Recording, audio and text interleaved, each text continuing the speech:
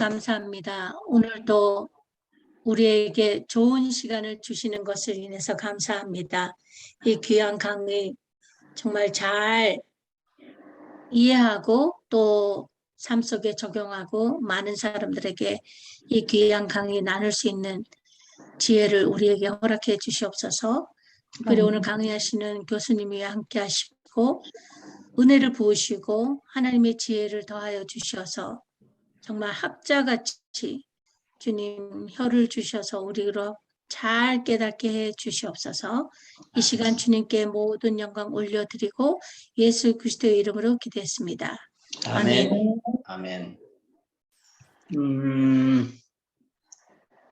비전이라고 하는 거가 이제 굉장히 중요한 부분인데 많은 사람들이 비전을 오해하고 있습니다. 그래서 질문으로 한번 시작을 해 보겠습니다. 비전이라는 건 뭘까요? 여러분들에게 있어서 비전은 뭐죠?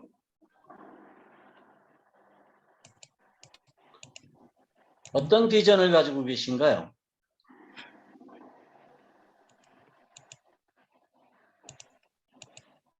여기 이 젊은이는 뭔가 지금 열심히 사업을 시작을 한 것 같아요. 그래서 지금 아주 기대가 큰 모양입니다. 오늘 강의에 참석하신 선교사님들은 어떤 비전을 가지고 계시죠?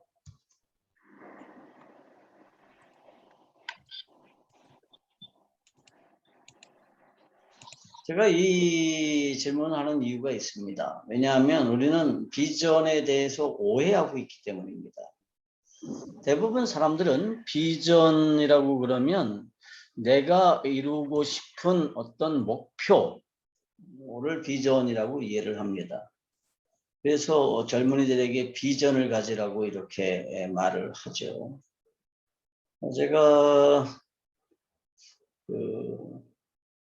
이 성경으로 읽는 성경적인 세계관에 관한 시리즈 중에서 이제 두 번째 책으로 쓴 게 비전 콘서트라고 하는 내용의 책을 썼는데, 그만큼 비전은 그리스도인이 성경적인 세계관으로 살아가는데 아주 중요한 내용입니다.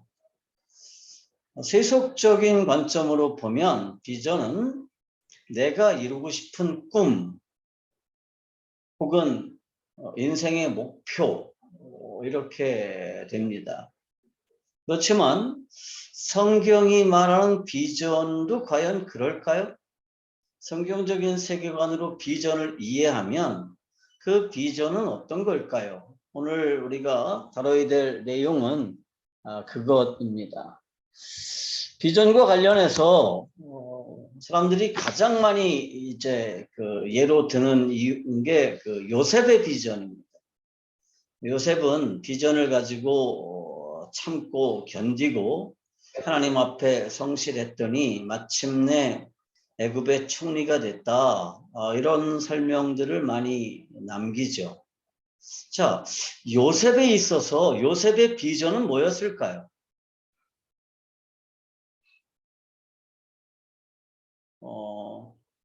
자기가 형제들에게 절을 받는 거였을까요? 자기 꿈대로? 혹은 자기 꿈대로 부모님들이 자기에게 절을 하는 거였을까요? 그게 요셉의 꿈이었죠. 곡식단들이 일어나서 자기 곡식단에게 절을 하고 또 두 별들이 자기 별에게 절을 하고 그런 게 요셉의 젊었을 때의 꿈이었습니다. 그러면 그게 요셉의 비전이었을까요? 그리고 요셉이 마침내 애굽의 총리가 돼서 형제들이 요셉을 찾아와서 요셉 앞에 무릎을 꿇었죠. 그러면 그것으로 요셉의 비전이 완성된 걸까요? 요셉의 비전은 뭐였을까요? 이거를 우리가 이해해야만 비전이 뭔지를 이해할 수 있습니다. 오늘 우리가 제가 여기다가 성경 구절을 하나 적어놨는데 창세기 50장 24절, 25절 말씀을 같이 한번 읽어볼까요? 제가 읽겠습니다. 요셉이 그의 형제들에게 이르되 나는 죽을 것이니 하나님이 당신들을 돌보시고 당신들을 이 땅에서 인도하여 내사 아브라함과 이삭과 야곱에게 맹세하신 땅에 이르게 하시리라 하고, 요셉이 또 이스라엘 자손에게 맹세시켜 이르시기를 하나님이 반드시 당신들을 돌보시리니 당신들은 여기서 내 해골을 메고 올라가겠다 하라 하였더라. 이렇게 말씀했습니다. 자, 이게 요셉의 유언입니다. 요셉이 왜 이런 유언을 남겼죠? 유언의 핵심은 이거예요. 이제 내가 죽는다. 나는 죽을 거다. 나는 죽을 건데 언젠가 반드시 하나님께서 당신들을 돌보실 때가 있다는 거예요. 그런데 이 돌보다라는 말이 히브리어에서는 파카드라는 단어를 썼습니다. 그러니까 이 말이 그 예전 성경, 개역 한글 성경에서는 권고하시리니라는 말로 번역이 되어 있습니다. 그런데 여기에 개역 개정판에서는 돌보신이라는 말로 번역이 되어 있는데, 사실은 파카드라는 말은 찾아오다라는 의미가 있습니다. 그러니까 언젠가 하나님이 당신들을 찾아오실 텐데 그때는 여기서 떠나라는 거예요. 어디로 떠나느냐 하면 하나님께서 아브라함과 이삭과 야곱에게 맹세하신 그 땅으로 떠나라는 겁니다. 그게 요셉의 유언이고요. 또 한 가지는 여기를 떠날 때는 뭐를 가지고 가라? 내 해골을 메고 올라가라는 겁니다. 요셉은 왜 이런 유언을 남겼을까요? 언젠가 자기가 죽고 나면 다른 정권이 들어서서 유다 백성들, 그 요셉의 후손들을 막 핍박하고 노예로 삼을 테니까 여기를 떠나라. 그런 말이었을까요? 그런 의미였을까요?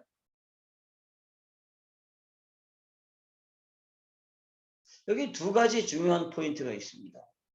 하나는 아브라함과 이삭과 야곱에게 맹세하신 그 땅에 하나님이 당신들을 데리고 갈 거다라고 하는 거고요. 하나님이 당신들을 찾아왔을 때 지체하지 말고 여기를 떠나라. 내 해골을 가지고 떠나라 라는 것을 요약할 수가 있습니다. 왜 요셉은 이런 유언을 남겼을까요?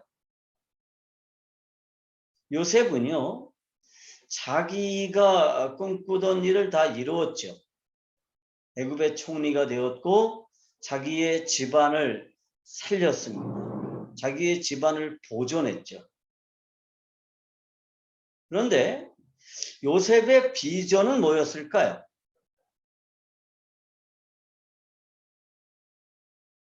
요셉의 비전은요, 하나님께서 요셉의 조상인 아브라함과 맺은 언약의 성취입니다. 자, 하나님께서 아브라함과 언약을 맺으셨죠. 그 언약이 뭔지는 제가 설명을 해드렸습니다. 하나님이 아브라함과 계약을 맺으셨어요. 하나님과 아브라함과 맺은 계약의 내용이 뭐죠? 내가 너한테 후손 주겠고 그 다음에 뭘 주겠고? 땅을 줄 거다라고 하는 계약을 맺었습니다. 그 계약의 핵심 내용이 뭐예요? 내가 너를 통해서 이 땅에 내 나라를 회복하겠다라는 계약입니다. 그런데 그 계약이 하나님의 일방적인 계약이기 때문에 그것을 우리가 언약이라고 부른다고 말씀을 드렸습니다. 아브라함이 해야 될 일은 없어요. 하나님의 나라를 세우기 위해서 하나님의 백성으로 살면 됩니다. 그런데 그 아브라함과 하나님이 맺은 언약의 내용이 창세기 15장 13절 14절에 보면 이렇게 되어 있습니다.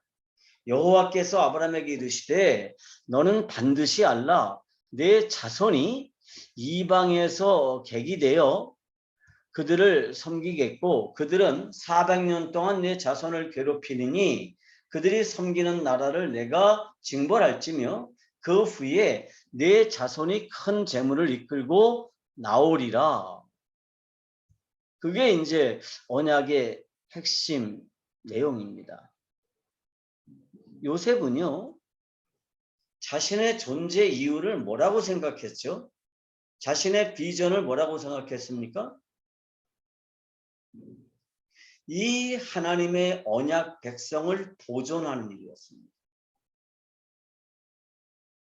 하나님께서 아브라함과 맺은 언약, 이삭과 맺은 언약, 야곱과 맺은 언약이 동일해요.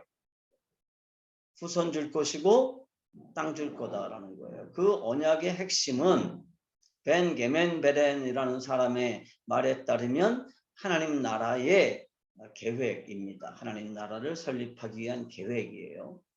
그런데 그 계획을 이루기 위해서 어떻게 하시느냐? 하나님께서 이 자손들을 애굽으로 보내시겠다는 거예요. 그리고 애굽으로 보내서 거기에서 아주 편안하게 살게 하겠다가 아니라 뭐예요?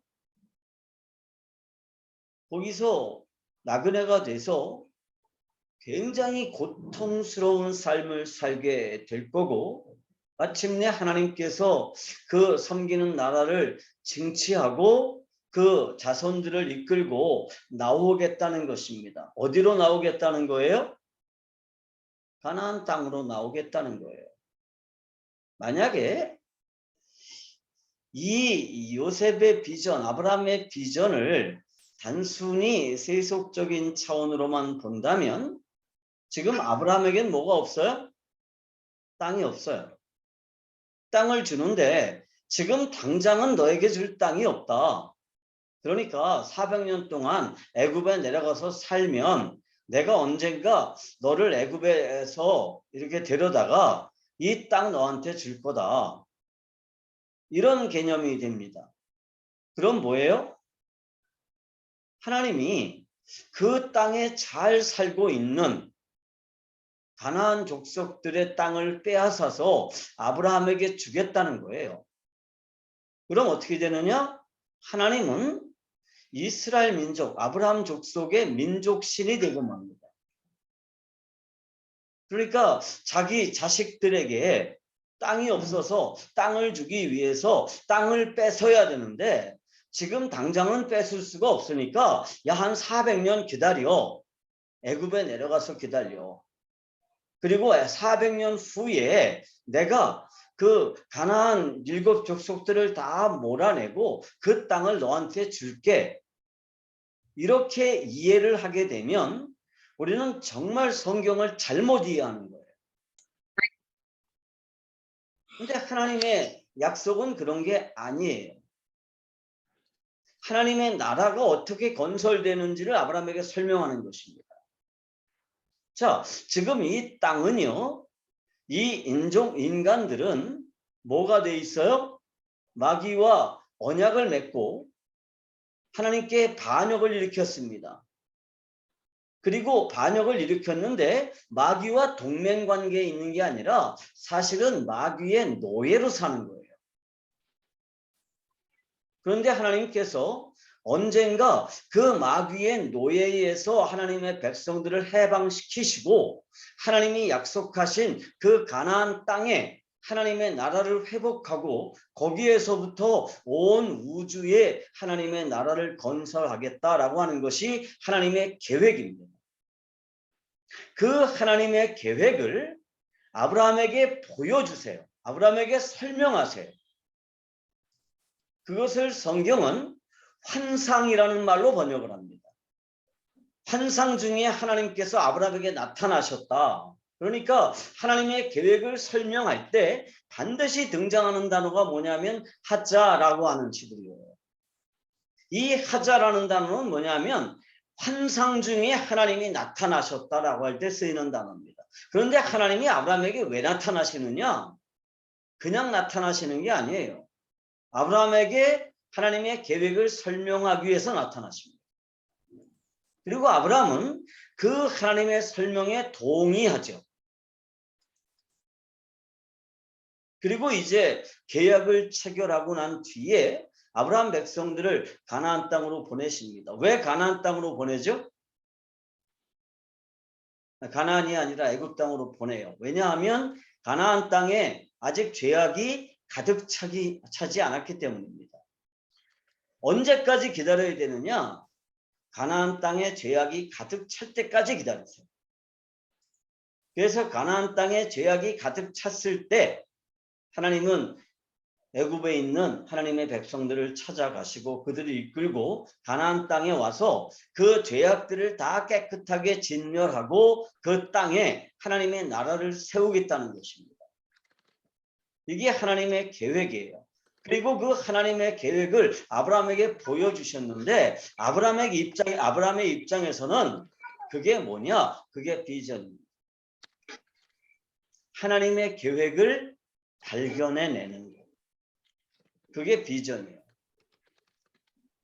그러니까 세속적인 의미에서 저는 내가 이루고 싶은 욕망 혹은 내가 이루고 싶은 꿈, 내가 이루어야 되는 목표, 그게 비전이지만 성경적인 개념으로 비전은 뭐냐 하면 내 인생을 향한 혹은 이 지구를 향한 이 인류를 향한 하나님의 계획을 발견해내는 거.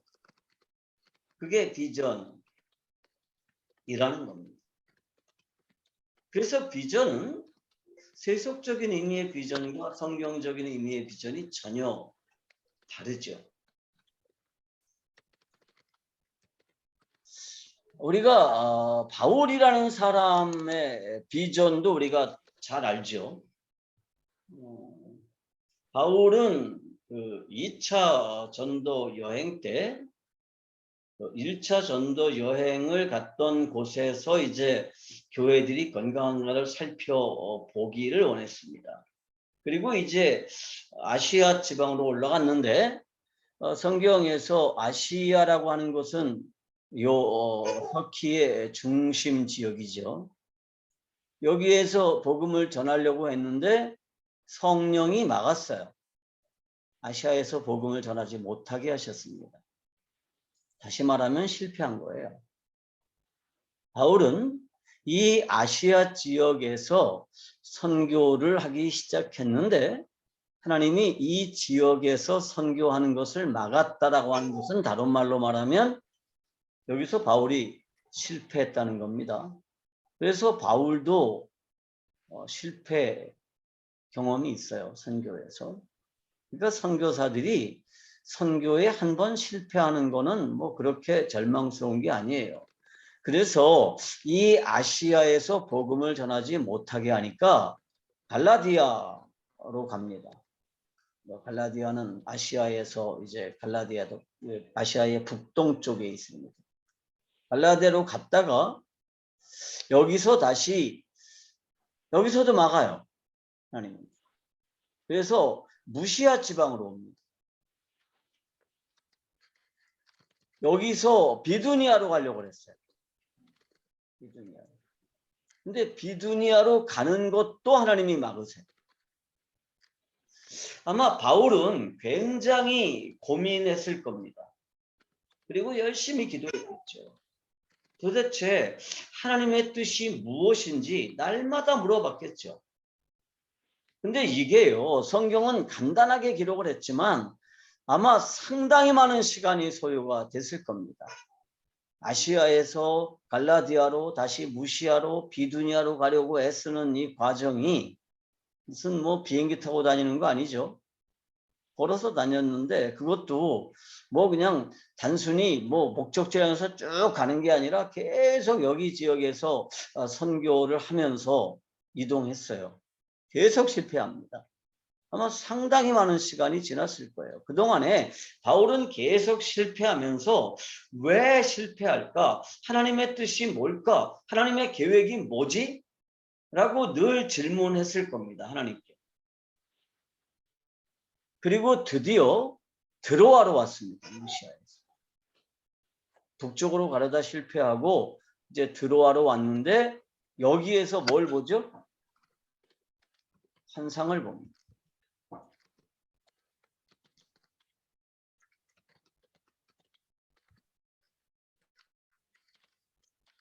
그게 이제 사도행전 16장 9절 말씀이죠.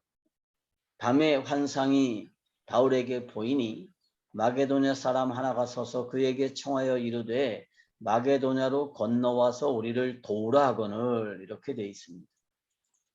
바울이 무시아에서 드로아에서 환상을 보는데 그 환상의 내용이 뭐냐 하면 마게도냐로 가라는 겁니다.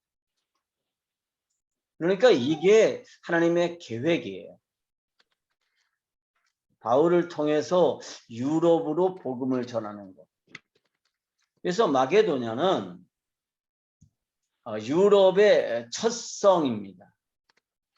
유럽의 첫 번째 성이에요. 그래서 요 지역이 마게도냐거든요. 그래서 바울이 이 드로아에서 배를 타고 직보를 해가지고 빌립보로 가죠. 이 마게도냐 지방으로 이제 가려고 이렇게 나섭니다.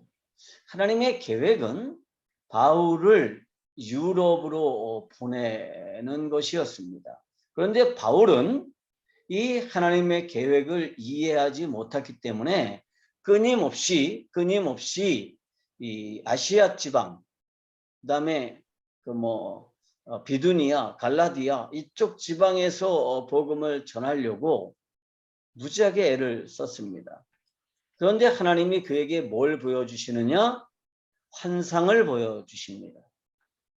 이거를 우리가 뭐라고 부르느냐 하면 비전이라고 부릅니다. 왜냐하면 여기에 환상 혹은 이상이라는 말이 영어 성경에서는 비전이라는 말로 번역이 되어 있기 때문입니다. 그런데요, 이 비전, 환상이라는 단어가 이 앞에 아브라함에게도 나와요. 아브라함의 언약에서도 보면 이렇게 되어 있습니다. 이후에 여호와의 말씀이 환상 중에 아브라함에게 임하여 이르시되 아브라함아 두려워하지 말라. 나는 네 방패요 너의 지극히 큰 상급이니라. 이렇게 나와 있습니다. 창세기 15장은 하나님의 계획을 아브라함에게 설명하는 아주 중요한 장이고 아브라함과 하나님이 언약을 맺는 그런 아주 중요한 장인데 그 장이 뭘로 시작을 하느냐 하면 환상이라는 말로 시작을 합니다. 그런데 이 환상이라는 말은 히브리어에서 하자라는 단어를 쓰는데 이 단어도 영어 성경에서는 비전이라는 말로 번역이 되어 있습니다. 그러니까 비전은 뭐냐 하면 하나님의 계획을 발견해내는 게 비전입니다. 하나님의 계획을 이해하는 거, 그게 비전이에요. 하나님께서 아브라함에게 자신의 계획을 설명했습니다. 그리고 하나님께서 아브라함을 향해서 하나님의 계획이 있었어요. 그런데 아브라함이 그 계획을 발견해내는 거, 그거를 뭐라고 하느냐 하면 비전이라고 하는 겁니다. 하나님께서 바울을 향해서 가지고 계셨던 그 하나님의 계획을 발견해내는 게 뭐냐? 그게 비전이라는 거예요. 비전입니다. 비전이라는 단어는요, 성경에서 호라마라고 하는 단어를 씁니다. 호라마라고 하는 단어를 쓰는데 이 호라마라고 하는 단어는 호라우라고 하는 단어가 동사 원형이에요. 그런데 이거는요, 디퍼런트 동사입니다. 여러분들이 아마 헬라어를 배우시면서 디퍼런트 동사에 대해서 아마 배웠을 거예요. 디퍼런트 동사는 뭐냐면 이게 헬라어에만 유일하게 있는 문법의 형태인데요. 이 디퍼런트 동사는요, 능동태처럼 보이지만 수동태입니다. 그러니까 능동태처럼 쓰여요. 능동태로. 근데 실제로는 수동태인 거예요. 이게 왜 비전을 이 단어로 쓰냐면, 자, 비전은요, 내가 적극적으로 찾는 거예요. 비전이 뭔지, 하나님의 계획이 뭔지 내가 적극적으로 찾으면, 그럼 어떻게 되는 거예요? 그럼 내가 찾아지는 게 아니라 하나님이 보여주시는 거라는 의미입니다. 이게 비전이에요. 가만히 있는 사람에게 비전이 보여지지 않습니다. 가만히 앉아가지고 있는데 어느 날 갑자기 하나님께서 이게 환상으로 나타나셔가지고 뭐 꿈에 나타나셔가지고 비전을 보여주는 거, 그건 비전이 아니에요. 바울은요, 최선을 다해서 하나님의 계획을 찾았습니다. 아마 아브라함도 그랬을 겁니다. 그런데 하나님이 나타나셔서 바울을 향한, 아브라함을 향한 하나님의 계획을 보여주세요. 그게 비전. 오늘날 우리들에게 아주 중요한 게 뭐냐면 비전이 뭔지를 이해하지 못하고 비전을 발견하려면 어떻게 해야 되는지를 알지 못하기 때문에 힘든 거죠. 비전은 내 인생을 향한 하나님의 계획을 발견해 내는 겁니다. 그러면 야망은 뭘까요? 하나님과 상관이 없이 내가 이루고 싶은 꿈이 야망이에요. 요셉은요, 어릴 때 하나님이 그에게 보여주신 비전을 야망으로 이해를 했습니다. 그런데 하나님께서 요셉을 애굽으로 보내서 그 용광로 같은 도가니 같은 곳에 집어넣고 단련을 하시죠. 그리고 어느 순간에 요셉은 하나님의 계획을 깨닫습니다. 하나님의 복음을 보존하기 위한, 하나님의 나라를 보존하기 위한, 그게 자신을 향한 하나님의 계획이라는 것을 알게 되죠. 그리고 마침내 이제 유언으로 그걸 남겨요. 유언으로. 그러면서 자신의 유고를 가지고 가라고 이렇게 유언을 남기죠. 다시 말하면 나는 죽더라도 하나님의 나라에 참여하겠다라는 겁니다. 나는 죽더라도 하나님의 유업에 참여하겠다라고 하는 자신의 확고한 비전을 후손들에게 선언하는 거예요. 그게 비전이에요.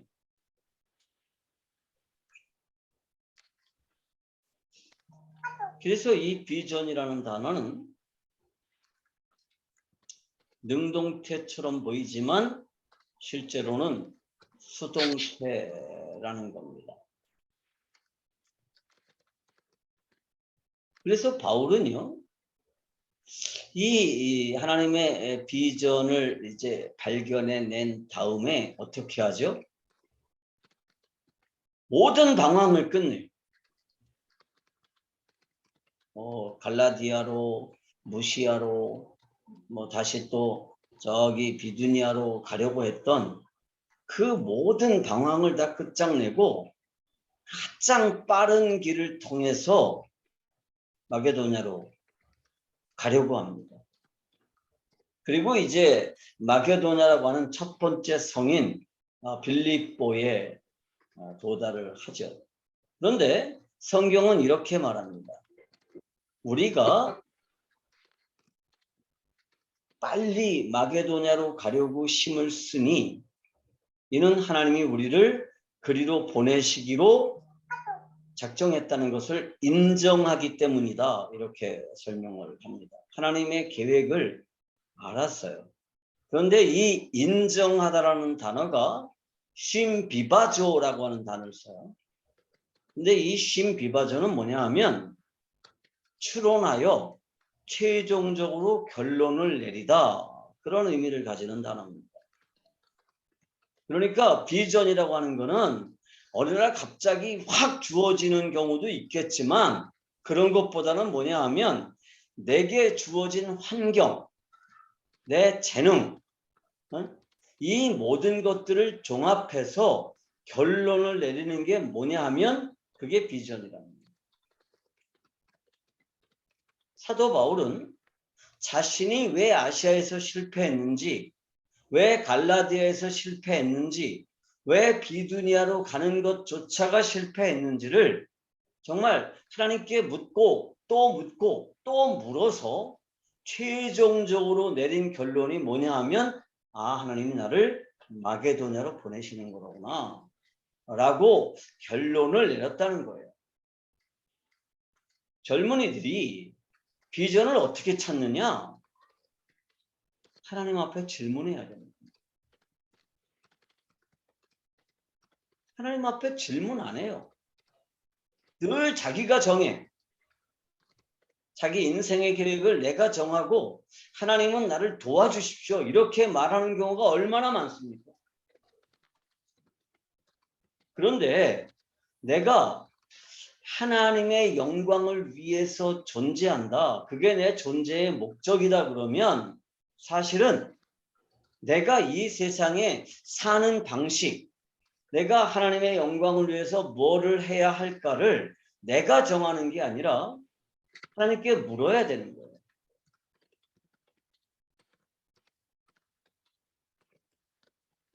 그런데 그 일을 위해서 하나님께 묻나요?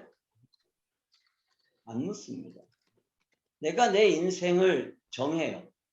내가 내 인생의 방향을 정하고 내가 내 인생의 목적을 정하고 그리고 어떻게 해요? 하나님, 나를 도와주십시오. 이렇게 기도합니다. 그런데 그거는 이교들도 그렇게 해요. 이방 종교들도요. 자기 인생의 주인이 자기라고 생각하기 때문에 자기 인생을 자기가 정하고 신들은 다만 그 인생의 목표를 달성할 수 있도록 도와주는 역할만을 요구하죠. 그런데 우리 하나님은 그런 분이 아니에요.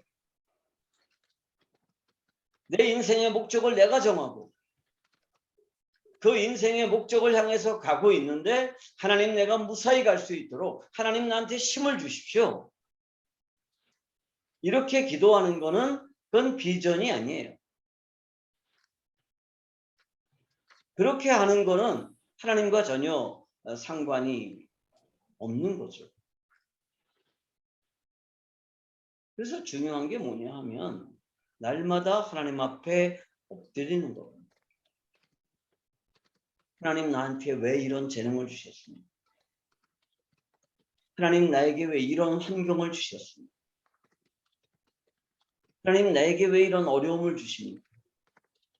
하나님께서 내게 기대하시는 것이 무엇인지요? 이렇게 하나님 앞에 질문해야 되고 사실은 성도들에게 끊임없이 우리가 이것을 가르쳐 줘야 되죠. 그리고 그렇게 끊임없이 하나님께 질문하는 사람에게 하나님이 뭘 보여주시느냐? 하나님의 계획을 보여주신다는 거예요.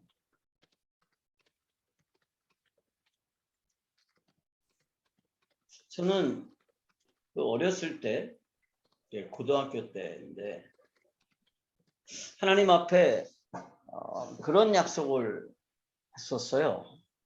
저는 그 날짜까지도 기억을 하는데요. 1974년 3월 19일 날, 오늘이네요. 내일이네, 내일 3월 19일 날인데 밤 한 9시부터 하나님 앞에 기도를 하다가 정말 복음을 깨달았어요. 인격적으로 거듭나는 경험을 했습니다. 그런데 그게 무슨 뭐 신비한 걸 보고 그런 게 아니라 그동안에 제가 로마서를 계속 공부를 하고 있었는데 그 로마서를 공부하다가 깨닫게 된 것들이 그날 밤에 종합이 됐어요. 그래서 복음이라고 하는 게 뭔지를 비로소 깨닫게 되고 그날 밤에 밤새도록 하나님 앞에 울면서 기도했습니다. 이렇게 기도했죠. 하나님, 지금부터 하나님 당신이 내 주인입니다. 내가 하나님을 주인으로 모시겠습니다. 이렇게 약속했어요. 그리고 이제 하나님께서 하라는 대로 하겠습니다. 목사가 되라 그러면 목사도 할 거고 선교사가 되라 그러면 내가 선교사도 하겠습니다. 그렇게 약속을 했어요. 그때가 이제 고등학교 2학년 봄이었습니다. 그런데 고등학교 3학년이 되니까 이게 남자가 하지 말아야 될 직업이 몇 개 있는데 그 첫 번째가 목사인 것 같아요. 목사는 하면 안 되는 것 같아요. 왜냐하면 그 목사가 맨날 성경책 옆구리에다 끼고 여자들 뒤에 줄줄 대고 신방 다니는 모습이 그렇게 꼴 보기 싫을 수가 없어요. 야, 저건 정말 남자가 할 일이 아니다. 남자로 태어나서 이제 그런 생각이 들으면서 내가 하나님께 했던 약속은 까마득하게 잊어버렸습니다. 그리고 이제 내 인생을 내가 정했어요. 어떻게 정했느냐 하면 우리나라를 부자 나라로 만들겠다라는 목표를 정했습니다. 그래서 제가 고등학교 2학년 때 1994년도에는 우리나라가 정말 가난했잖아요. 인도보다도 가난했고 필리핀보다도 가난했어요. 그래서 적어도 우리가 필리핀만큼만 살았으면 좋겠다. 그런 생각을 하면서 왜 우리가 가난하냐? 자원도 없고 돈도 없는데 어떻게 부자가 될 거냐? 이거는 정치 지도자가 뛰어나야 되고 그 밑에 정책을 담당하는 사람이 좋은 정책을 만들어야 된다. 그런 생각을 했습니다. 그래서 저는 정책을 잘 만들어서 나라를 부강하게 하는 일을 하고 싶었어요. 그래서 정책을 만드는 사람이 되려면 어떻게 해야 되느냐? 행정고시에 패스하는 것밖에 없죠. 그래야만 고위직으로 올라갈 수 있으니까 행정고시를 패스하면 사무관부터 시작해서 그 다음에 뭐 이사관, 서기관 이렇게 올라갈 수 있으니까. 그래서 저는 이제 고등학교 3학년 때부터 제 진로를 정했습니다. 그렇게. 그래서 법학을 공부하고 열심히 공부를 했습니다. 얼마나 열심히 했느냐면 책상다리를 하고 하도 앉아서 책을 읽어가지고 복숭아뼈에 굳은 살이 박힐 만큼 공부했어요. 지금도 복숭아뼈에 굳은 살의 흔적이 있습니다.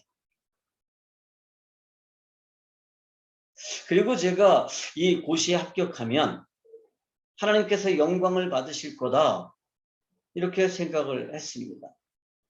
내가 뛰어난 업적을 남기면 하나님 영광 받으실 거고 우리 부모님들은 내가 예수 믿는 거 반대하고 싫어하시는데 내가 고시에 합격하기만 하면 우리 어머님, 아버지, 우리 형제들 다 예수 믿게 할 자신 있다. 그렇게 생각을 했어요. 그렇게 생각을 했습니다. 그런데요.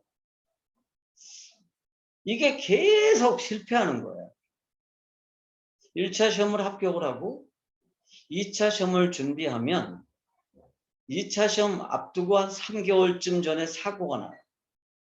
교통사고가 나고 옥상에서 떨어지는 사고가 나고 3번이나 이런 사고가 났습니다. 그래서 2차 시험을 아예 못 치렀어요. 그래서 그때 저는 정말 재수가 없다. 난 왜 이렇게 운이 없을까? 그런 생각을 하고 이제 나라를 부자로 만드는 일은 다른 사람들이 하겠지. 그리고 이제 그때부터는 내가 직장에 들어가서 내가 행복해지는 삶을 택했습니다. 그래서 직장 생활을 하면서 아주 행복하게 살았어요. 열심히 일하고 남들보다 경쟁에서 조금씩 앞서고 또 취미 생활로 낚시를 했거든요. 그것도 바다 낚시를 했습니다. 그래서 토요일 날만 되면 바다 낚시를 가는 거예요. 비행기 타고 제주도로, 헬리콥터 타고 추자도까지 다녀왔습니다. 그렇게 살면서 스스로 행복하다고 생각을 했습니다. 그러면서 이제 그냥 교회는 시간이 있을 때 가고 또 내가 할 일이 있을 때는 안 가고 그러면서 나는 하나님을 섬긴다라고 생각을 했어요. 그렇게 10년을 살았습니다. 그런데 이제 어느 날 낚시를 갔다가 왔는데 그때는 제주도를 간 게 아니라 거문도라고 하는 섬을 갔어요. 그러면 여수까지 기차를 타고 내려가서 여수에서 배를 타고 거문도에 갔다가 낚시를 마치고 다시 여수로 배를 타고 나와서 이제 내가 수원 살았는데 수원역까지 기차를 타고 오는 거예요. 근데 그때 기차에서 내리니까 새벽 2시 반이에요. 그러면 새벽 2시 반에 집에 들어가면 아내가 반가워할까요? 아내는 손톱을 세우고 있겠죠. 그래서 무서워서 아내가 무서워서 아침에 집에 들어가려고 수원역에서 이렇게 시간을 보내고 있는데 그 불황자들 있잖아요. 거지들. 그 친구들이 와가지고 나한테 술을 사달래요. 그래서 술을 사줬습니다. 처음에는 2명에게 술을 사줬는데 이게 금방 4명이 되더니 8명이 되더니 한 30명 정도가 모여가지고 술을 제가 계속 사줬어요. 술을 막 계속 사주면서 이제 술 안주로 뭐 새우깡 뭐 이런 거 과자 이런 거 얼마든지 먹어라 내가 얼마든지 사줄게. 그래서 이 사람들이 술을 마시고 술이 취해가지고 한 사람이 그런 말을 하더라고요. 야, 당신은 참 좋은 사람이다. 그러면서 그러더라고. 하늘이 보낸 사람이다. 그래요. 그래서 저 굉장히 놀랐습니다. 하늘이 나를 보냈다. 저 어렸을 때 그렇게 믿었거든요. 이 세상에 우연히 태어난 사람은 한 명도 없다. 하나님께서 사람을 보내실 때는 한 사람 한 사람을 향해서 기대를 가지시고 계획을 가지시고 사람을 세상에 보내신다. 저 어렸을 때 그렇게 알았거든요. 근데 그거 까마득하게 잊어버리고 살았어요. 그냥 이 세상 속에 함몰돼서 이 세상 속에서 행복하면 그리고 출세하면 되는 줄 알았어요. 남들보다 더 잘해서 이사가 되는 게 내 꿈이었습니다. 더 잘하면 대표이사도 될 수 있겠다. 그랬어요. 그런데 하나님이 나를 보내셨대. 그때 이런 생각이 들었습니다. 내가 우연히 태어난 게 아니고 하나님이 나를 세상에 보내셨다 그러면 맞아. 하나님은 창조주시잖아. 그러면 나는 우연히 태어난 게 아니고 하나님이 나를 세상에 보내신 게 분명해. 그럼 나는 어떻게 살아야 되지? 하나님 나를 세상에 왜 보내셨지? 그냥 이렇게 나 혼자 행복하게 살다가 죽으라고 나를 보내셨나? 이렇게 행복하게 살다가 그냥 죽으면 되는 건가? 그런 이제 질문이 나한테 들어왔습니다. 근데 그 질문의 무게가 얼마나 큰지요? 제가 거의 아무것도 할 수 없었어요. 그리고 이제 돌아와서 출근을 했는데 그 말씀이 계속 떠올라. 이건 성경에 나오는 얘기가 아니고요. 나는 여호와다. 나는 변치 않는다. 그 단어가 계속 머릿속에 맴듭니다. 나는 여호와야. 나는 변치 않는다. 나는 여호와야. 나는 변치 않는다. 그래서 제가 견디다 못해서 하나님께 소리를 질렀습니다. 물론 마음속으로 소리를 했죠. 그래서요, 하나님. 하나님은 여호와이시고 변치 않으시는 분인지 제가 압니다. 그래서 어쩌라고요? 그랬더니 내 마음속에서 어떤 생각이 드느냐 하면 그런데 너는 왜 약속 안 지키냐? 이런 생각이 들었어요. 내가 무슨 약속을 했는데요? 그랬더니 내가 고등학교 2학년 때 하나님께 했던 약속이 떠올랐습니다. 하나님을 종으로 섬기겠다는 약속이 떠올랐는데 나는 하나님을 주인으로 섬기는 게 아니라 주인으로 섬기겠다고 약속했는데 하나님을 주인으로 섬기는 게 아니라 내 야망을 주인으로 섬기고 있더라고요. 그러면서 내가 그렇게 열심히 노력했는데 고시를 보지 못하게 하신 이유. 그게 재수가 없었던 게 아니라 하나님께서 내게 요구하시는 게 있었는데 내가 깨닫지 못한 거예요. 그래서 휴가를 내고 생전 안 하던 금식 기도를 하러 기도원에 올라갔습니다. 그리고 기도하고 내려왔더니 아내가 신학교 입학원서를 사놓고 기다리고 있었어요. 그래서 신학교를 가고 목사가 됐습니다. 그리고 그 이후에 저는 늘 하나님께 질문했습니다.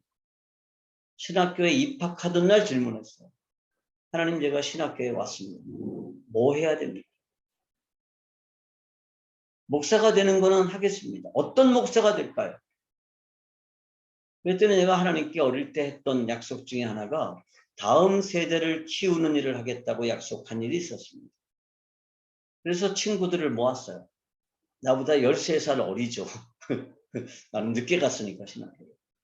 그래서 친구들을 모아서 성경 공부 그룹을 만들고 그 친구들을 1년 동안 성경 공부를 이제 가리킨 다음에 우리 다음 세대를 위해서 뭔가를 하자. 그래서 그때 만들어진 게 NLYC예요. 청소년 새생명 캠프. 다음 세대를 정말 건강하게 영적으로 균형 잡히고 정신적으로 균형 잡히고 사회적으로 균형 잡히고 육체적으로 건강한 다음 세대를 키워야만 된다.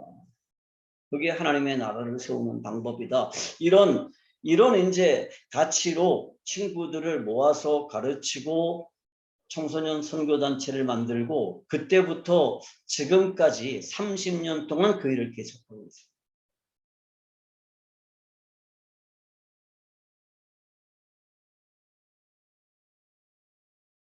그러다가 이제 하나님이 저를 해외로 보내기 시작하셨어요. 그리고 지금은 이제 이렇게 성경적인 세계관을 정리해서 성경적인 세계관을 전해주는 일을 하나님이 저한테 시키십니다. 그래서 저는 이 일을 위해서 최선을 다해요. 이 성경적인 세계관을 나한테 맡겨주셨다. 그리고 나는 이 성경적인 세계관을 하나님으로부터 맡았다. 그래서 이것을 전해줘야 된다. 그런 신념이, 그러한 믿음이 정말 확고해요. 여러분, 선지자라는 게 뭐죠? 예언자라는 게 뭐예요? 히브리어로는 그게 나비예요. 나비. 근데 나비는 뭐냐 하면 앞날에 기륭을 점치는 사람이 아니에요. 우리가 예언자 그러면 앞일을 점치는 사람이라고 오해하지만 사실은 그 예언이라고 할 때 그 예자를 우리말로 잘못 번역을 해가지고 뭐 미리 예자를 쓰지만 사실은 히브리어를 그대로 직역한다 그러면 미리 예가 아니라 맡을 예자를 쓰는 게 맞아요. 예금할 때 그 예자. 뭐냐 하면 하나님의 말씀을 맡은 사람입니다. 그럼 맡아서 내가 그냥 가지고 있으면 되느냐? 아니에요. 왜 맡겨주셨냐 하면 하나님의 백성들에게 전해주라고 맡겨주신 겁니다. 그래서 이 나비라고 하는 것은 하나님의 말씀을 맡아서 하나님의 백성들에게 전해주는 사람입니다. 이게 나비예요. 오늘 여기 모여있는 모두가 다 뭐예요? 나비예요. 하나님의 말씀을 맡아서 하나님의 백성들에게 전해줘야 될 책임이 있는 사람들이라는 거죠. 그리고 그게 우리들의 비전이에요. 비전은요, 딴 게 아니에요. 하나님의 말씀을 통해서 내 인생을 향한 하나님의 계획을 발견해 내는 것입니다.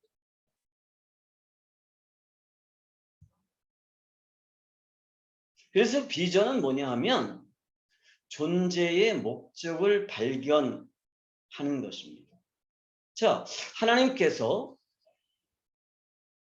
만물을 창조하셨을 때 좋았다고 그랬죠. 이 좋다라고 하는 말이 하나님이 감정적으로 만족하셨다. 그런 뜻이 아니라고 말씀을 드렸습니다. 이 좋다라고 하는 말은 뭐예요? 존재 목적에 합당하다. 창조 목적에 딱 맞도록 만들었다. 그런 뜻이라고 그랬습니다.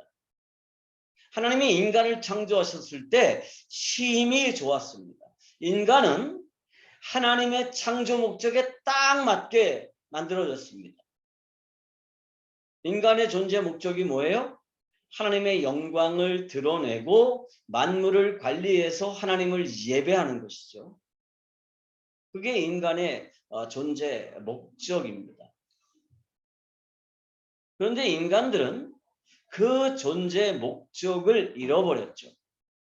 아니, 존재 목적을 의도적으로 벗어나 버렸습니다. 그게 죄이고 그게 불의라고 말씀을 드렸어요.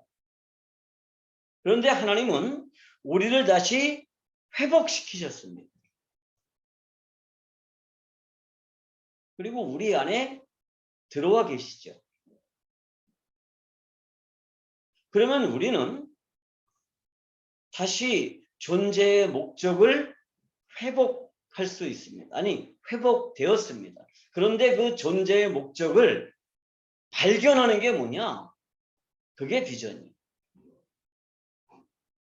그래서 비전은 존재의 목적을 좀 더 구체적으로 발견해내는 것입니다.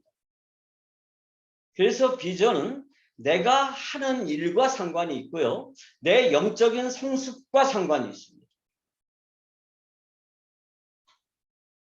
그래서 사람들이 비전을 제대로 이해하지 못한 상태로 내 인생의 목적을 내가 정해요.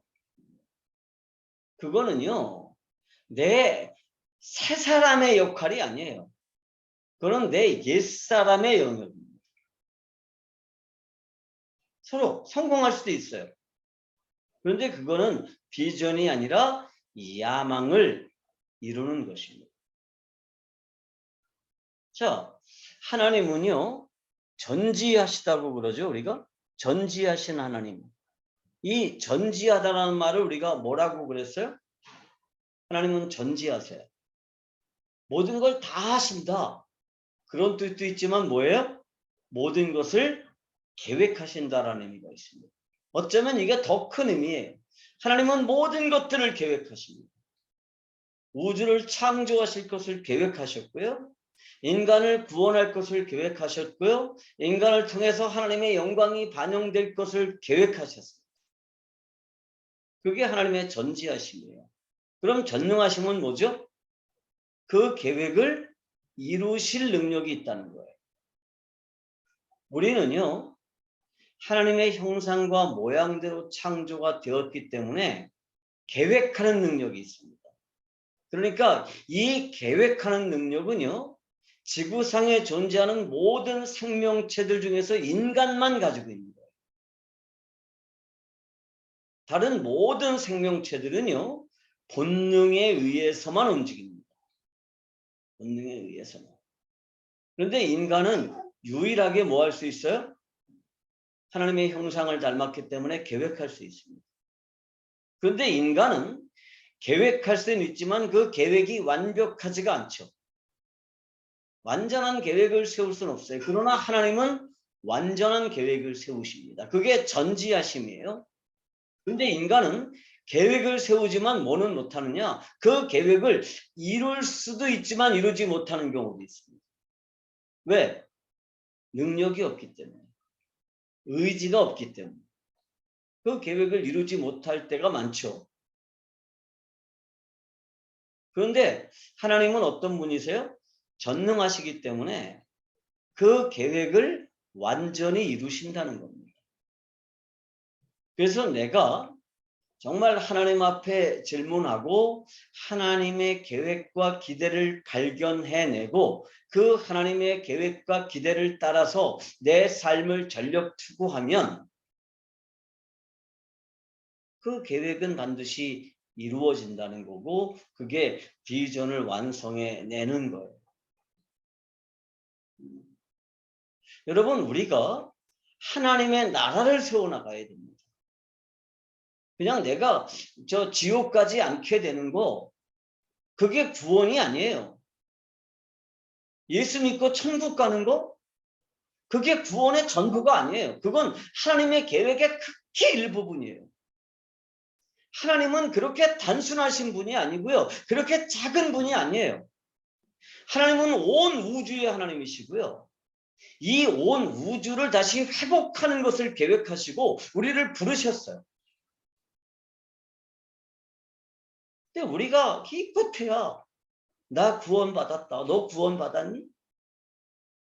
여기에 머물고만 있으면 이건 정말 하나님을 잘 몰라도 보통 잘 모르는 게 아니에요. 예수 믿고 천국 가는 거 그게 전부가 아니에요. 우리는 예수 믿고 하나님의 백성이 되었습니다. 그러면 그 하나님의 나라를 건설하는 데 참여해야 되는데 그 하나님의 나라를 건설하는 게 뭐냐 하면 나를 통해서 하나님의 영광이 드러나지는 겁니다. 그래서 하나님은 나에게 뭘 주시느냐? 재능을 주시고 직업을 주십니다. 환경을 주십니다. 그래서 내가 내 직업 가운데 하나님의 영광을 드러내고 내 재능을 통해서 하나님의 영광을 드러내는 거죠. 그리고 내 재능이나 내 직업을 갈고 닦는 방식을 통해서 영적으로 성숙해 나가는 겁니다. 오늘 제가 여기 오정문 목사님이랑 요 근처에 야트막한 산에 이렇게 올라갔었습니다. 그래서 저하고 얘기를 좀 많이 나눴는데 제 인생에서 가장 지우고 싶은 기간이 있습니다. 그 기간은 사실은 너무너무 부끄러워서 내 인생에서 지웠으면 좋겠다. 그런 시기가 있습니다. 그게 언제냐 하면 제가 군대 생활을 하던 시절입니다. 왜 그 시기를 지우고 싶으냐 하면 나는 그 군대 생활하는 시기에 시간을 보내기 위해서 최선을 다했습니다. 그냥 국방부 시계는 거꾸로 매달아도 가니까 요령껏, 눈치껏 시간을 보내면 나는 제대한다. 그렇게 살았어요. 30개월 동안. 그리고 지금 생각해보면 하나님이 나에게 맡겨주신 모든 일들은 하나님의 일이고요. 그 하나님의 일은 최선을 다해서 감당해야 되는데 그 시절에, 군대 시절에 나는 그 일이 하나님의 일이라는 사실을 전혀 인식하지 못했습니다. 그래서 정말 지워버리고 싶어요. 부끄러워서. 군대 생활이 뭐 힘들었고 뭐 편안했고 이거는 상관이 없어요. 나는 그 시절에 하나님의 일을 하듯 최선을 다하지 않았어요. 요령을 피우고 시간을 보내고 제대하는 날만 기다렸어요. 인생도 마찬가지죠. 내가 어떤 일을 하든 그 일은 하나님의 일입니다. 그리고 하나님이 내게 그 일을 주신 이유는 뭐냐 하면 그 일을 통해서 내가 영적으로 성숙하라는 것입니다.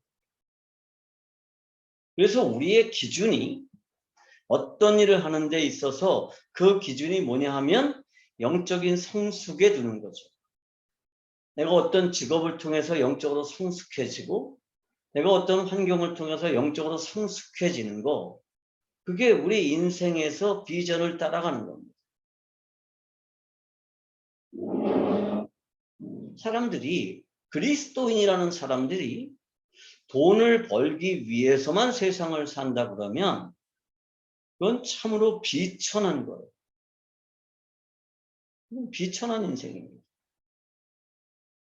그런데 그게 아니라 내가 어떤 일을 하든 그 일을 하나님의 일이라고 생각하고 그 일을 통해서 내가 영적으로 성숙하겠다. 그런 자세로 일을 하면 그 일은 존귀한 일이 되는 거죠.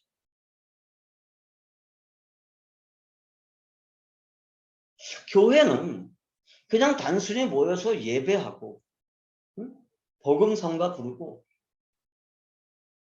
그러는 걸로만 끝나버리면 이건 교회가 교회답지 못한 거예요. 제가 청소년 새생명 캠프를 한다고 말씀을 드렸는데 우리 캠프가 가지고 있는 모토가 그겁니다. 정상적인 그리스도인의 삶을 살자. 어떤 일을 하든지 그 일을 통해서 내가 영적으로 성숙되고 영적으로 성숙됨으로써 하나님의 영광을 이 땅에 반영하는 인생을 살자는 생각으로 무장되어 있는 젊은이들을 키우면 그 젊은이들이 세상을 바꿔나갈 거다. 그런 생각으로 이 사역을 시작했고 이 사역을 한 30년 동안 계속 하다 보니까 우리 캠프에서 정말 건강한 그리스도인들을 배출했습니다.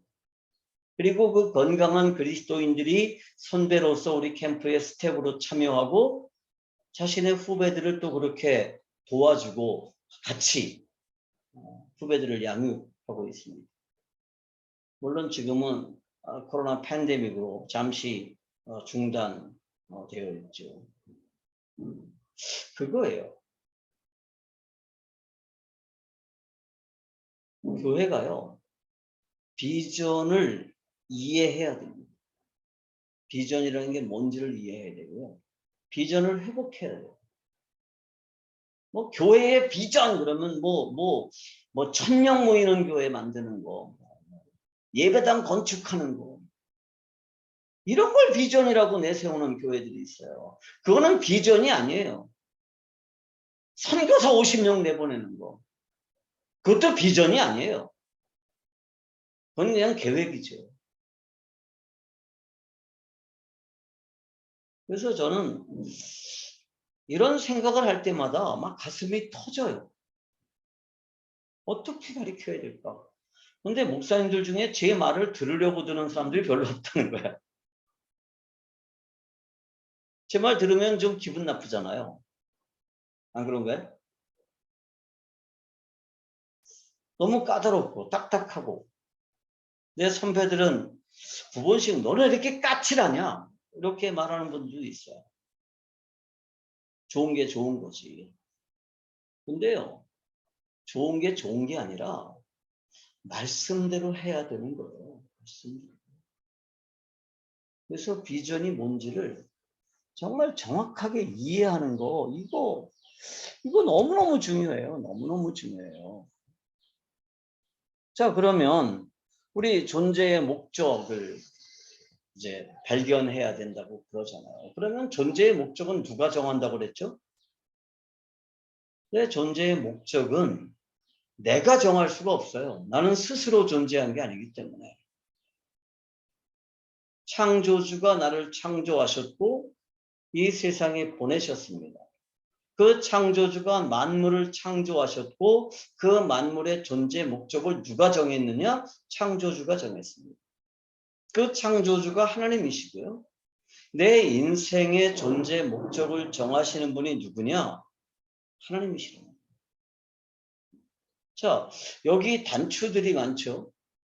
모양이 다 달라요. 크기도 다르고 색깔도 달라요. 이 단추들도 뭐가 있어요? 존재 목적이 있습니다. 그런데 단추 스스로가 존재 목적을 정할 수는 없어요. 누가 정해요? 이 단추를 설계한 사람, 이 단추를 만든 사람이 정하는 거예요.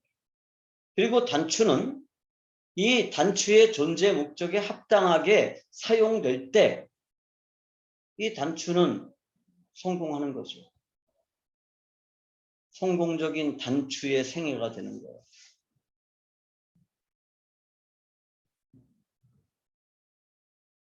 사람도 마찬가지입니다. 큰 일을 할 수도 있어요.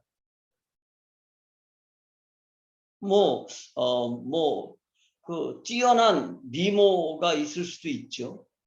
또 뛰어나게 머리가 좋은 사람들도 있을 수 있습니다. 육체가 건강한 사람도 있을 수 있죠. 그런데 그렇다고 그래서 성공하는 거 아니에요. 성공이라는 건 뭐냐? 하나님께서 내게 기대하시는 창조의 목적에 합당하게 사는 겁니다. 다시 말하면 하나님의 영광을 반영하면서 사는 거죠. 그런데 그 하나님의 영광을 반영하기 위해서 하나님은 내게 뭘 주시느냐? 일을 주신다는 거예요. 그리고 그 일을 통해서 나를 영적으로 성숙시켜 나간다는 겁니다.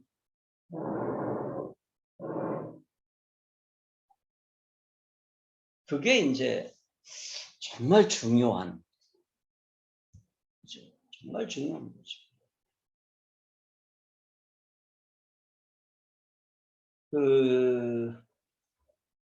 제가 통으로 있는 복음에도 이 말을 인용했는데, 이 내용을 인용했어요. 이거는 제가 사실은 생각해낸 게 아니라 정점식이라고 하는 분이 쓴 책에서 제가 그냥 그대로 인용한 게 아니라 그 말을 내 생각대로 이렇게 편집한 내용입니다.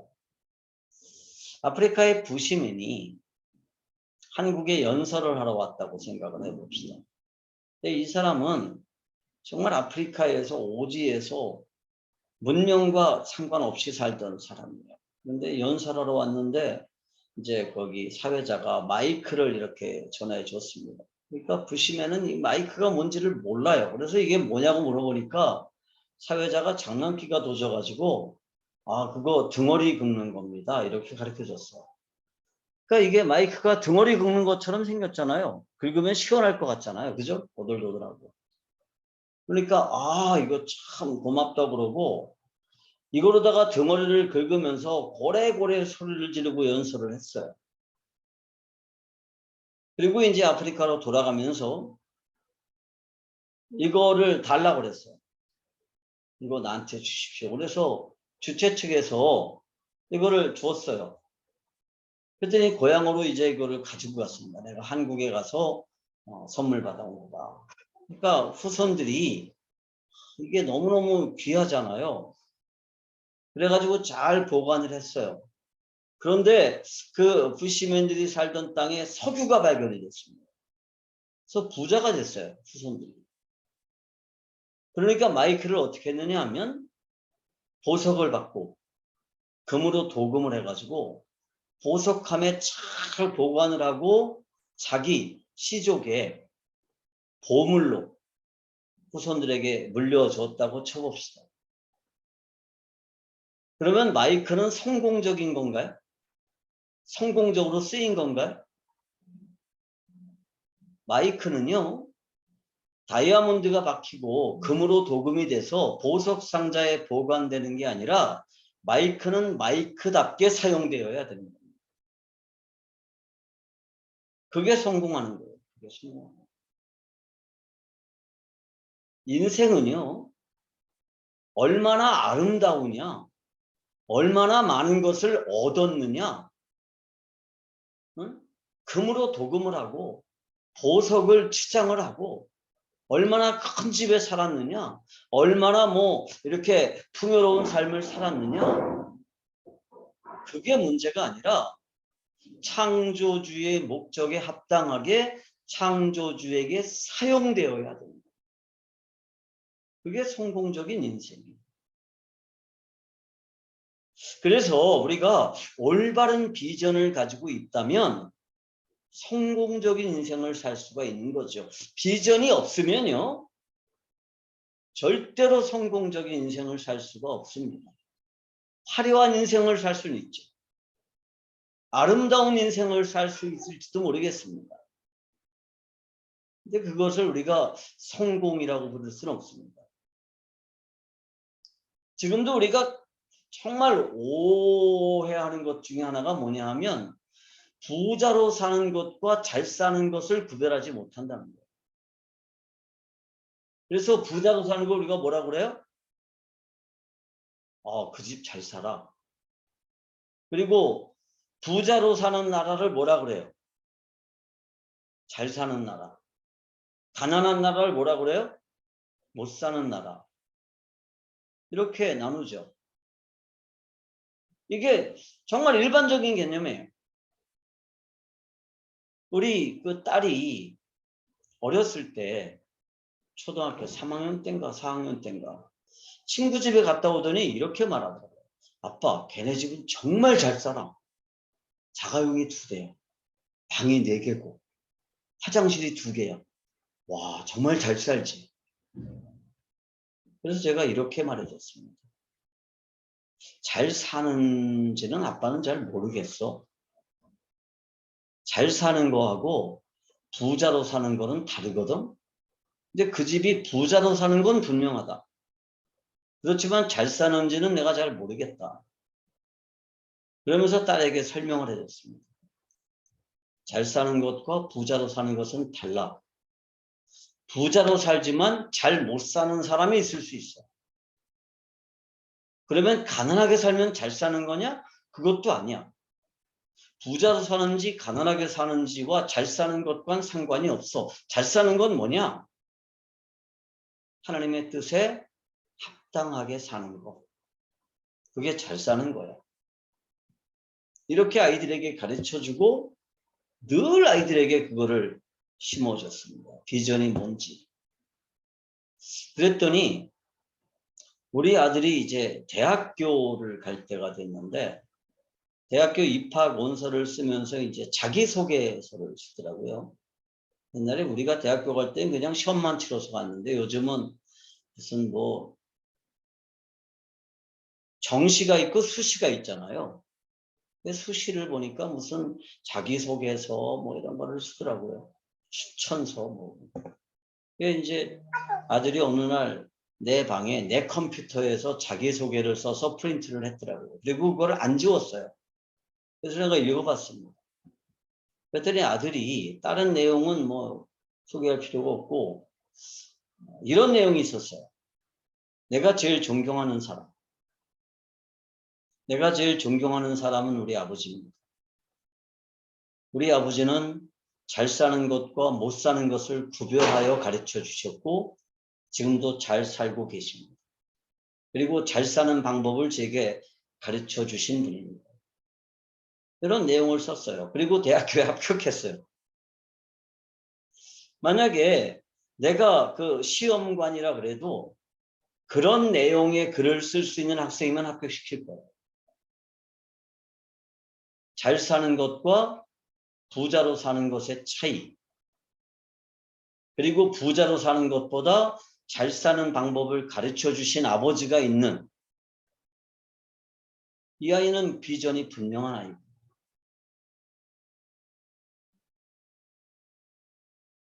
여러분 어떠세요? 잘 사는 것과 부자로 사는 것을 구별하시나요?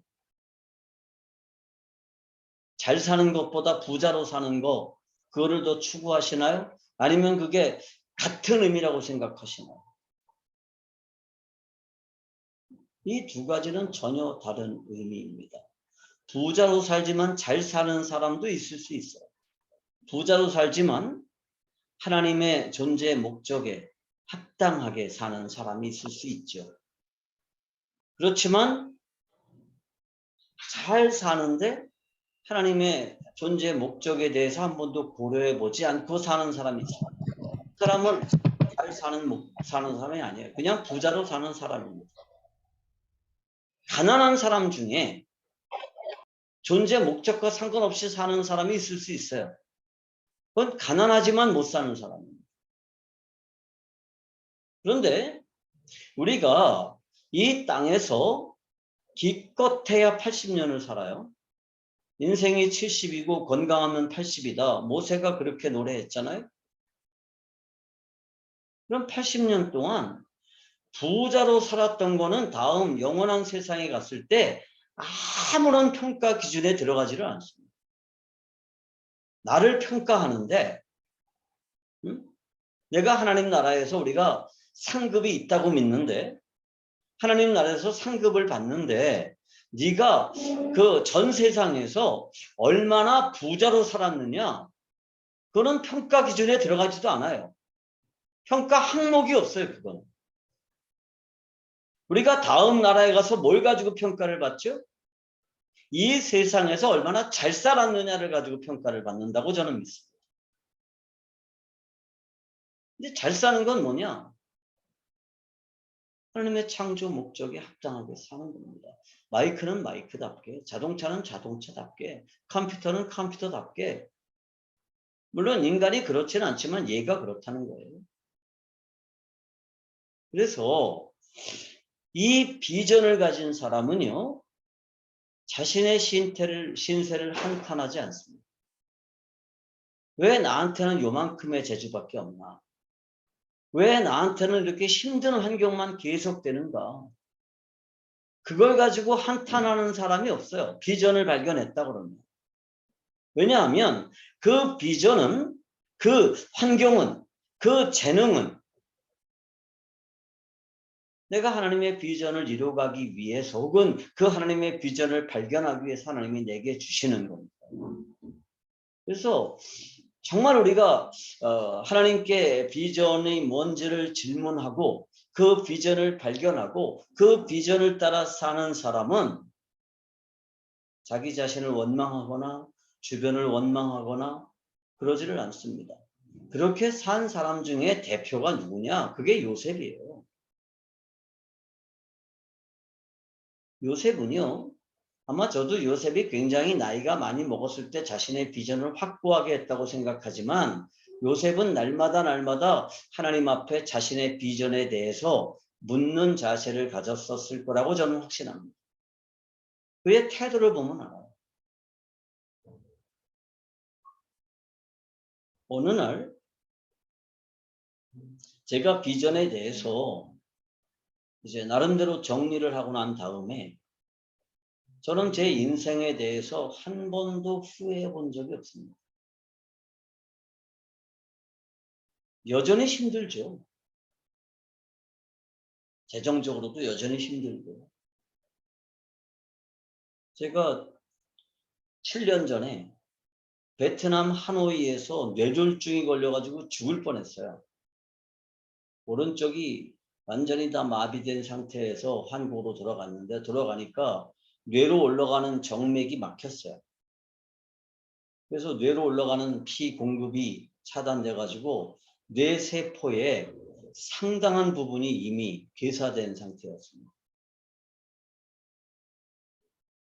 그래서 어쩌면 심각한 장애를 안고 한평생을 살아야 될지도 모른다라고 하는 진단이 내려졌어요. 말도 못했습니다. 오른손 오른발 쓰지 못했어요. 그리고 지금도 오른쪽 눈이 커플이 좀 이렇게 주저앉아 있습니다. 제가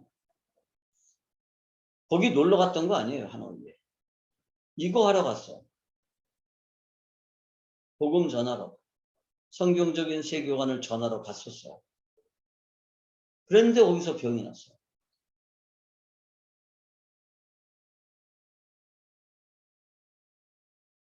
그런데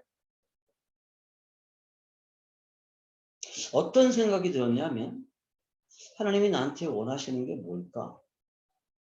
였습니다. 그리고 그때부터 다시 하나님께 질문했습니다. 하나님 제게 원하시는 게 뭡니까? 왜 저를 이렇게 불구로 만드셨습니까? 그런데 하나님이 내 마음에 뭘 주시냐면 새로운 소망을 주세요. 나 다시 일으켜 주실 거다. 그리고 여전히 나를 용도 폐기하지 않으시고 쓰실 거다. 제일 두려운 게 그거였어요. 하나님이 나를 이제 용도 폐기하셨나? 그만 쓰실 건가? 그 세상에 강의하고 가르치는 사람이 혀가 굳어서 말을 못하고 글을 쓰는 사람이 오른손이 마비가 돼가지고 왼손으로만 글을 써야 되고 또 제가 굉장히 액티비티한 사람이거든요. 등산, 낚시 이런 거 되게 좋아해요. 시간 나면 등산 가고 또 시간이 나면 친구들하고 낚시하는 것도 굉장히 즐기는데 그런 것도 못하잖아요. 이제 오른손이 굳어가지고. 그랬는데 지금은 저 그런 거 하나도 표시 안 나잖아요. 걷는 것도 잘 걸어요. 말은 여전히 좀 느리긴 하지만 발음도 알아들을 만하게 하잖아요. 그러면서 제가 발견한 게 뭐냐 하면 그 복음과 영적인 성숙이라고 하는 그 원리를 깨달았어요. 그게 뭐냐 하면 내 뇌세포가 죽었잖아요. 그럼 이게 죽은 게 다시 살아나는 게 아니에요. 죽었던 뇌세포는요 절대로 살아나지가 않아요. 그런데 새로운 세포들이 살아나요. 새로운 세포들. 그리고 그 새로운 세포들이 뭐 하는 거냐면 예전에 그 세포들이 감당하던 그 기능을 감당하기 시작하는 거예요. 그래서 이거를 끊임없이 훈련을 해주면 훈련을 해줄수록 회복이 빠른 거예요. 새로운 뇌세포가 내 그 신경들을 감당을 해야 되는데 그 신경들을 많이 움직이면 움직일수록 회복이 빠르더라고요. 그거를 제가 경험을 했습니다. 정말 열심히 재활훈련을 했어요. 태어나는 날부터 하루에 6km씩 등산을 하고요. 태어나고 한 달쯤 지난 뒤부터는 하루에 12km씩 등산을 하고요. 3개월 후에는 지리산 중주를 했습니다. 48km. 그러니까 오늘날 이렇게 회복이 됐는데, 그거를 내가 경험하면서 뭐를 정리했느냐 하면 복음과 영적 성숙이라고 하는 그 주제를 정리할 수 있었습니다.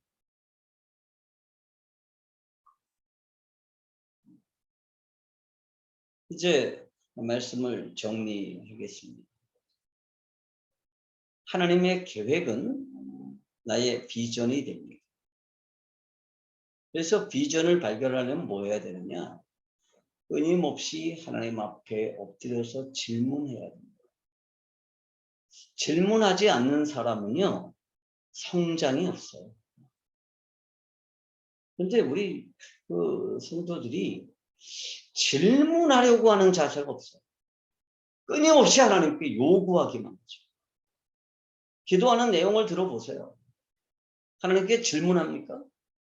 요구하죠. 그러면 거기는 영적인 성숙이 잘 일어나지를 않아요.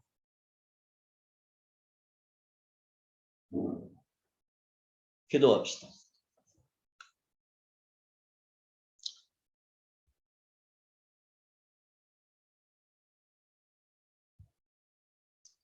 하나님, 정말 감사합니다. 이렇게 귀한 주님의 종들